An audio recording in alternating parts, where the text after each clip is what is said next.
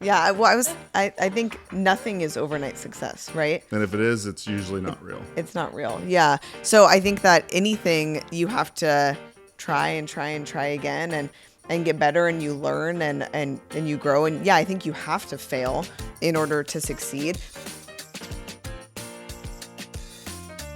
You mentioned being an athlete. Well, it's like, well, you have to get used to the reps. Like the reps is a thing. And not all the reps are pretty and not all the reps are good. And it's usually the ones that aren't good that you learn the most from. Like we have something we say where it's like, if you're working out, the last few reps that you're struggling through, those are the ones that grew the muscle. Yep. So if everything's just kind of easy, and I joke if I'm like just got my 10-pound dumbbells and I'm just like, I'm just working out and I'm doing great here, but like not feeling any sort of tension. Break a little sweat. Yeah, just a little. Yeah, then nothing's happening, you know? And so I think that being willing to fail, I think we probably, I don't want to say failed a lot in the beginning stages of our business, but we definitely had to learn things that maybe we wouldn't have otherwise. Yeah. And had to kind of grow in different areas and become better in so many different things that we didn't know that we would have to, I think.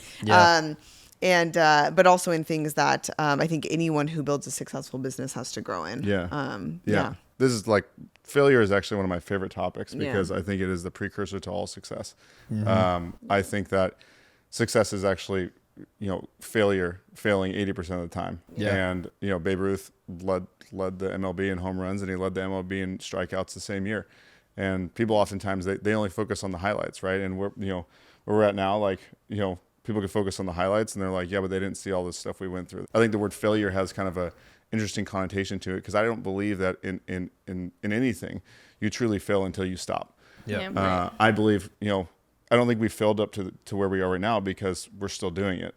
I think we've learned a lot of lessons along the way that isn't failure. It's just areas that cause us to reflect and go, okay, I could do this better. I could do this better. And I think the moment you stop doing that, that's when true failure starts, because you think you're at the top. There's, the lowest standard you could ever set for yourself is perfection, because it's impossible to hit. And a lot of people will think that, hey, I'm just afraid of failure. And I said, well, if you're afraid of failure, just get comfortable with being average, right? Because that's really where it sits. And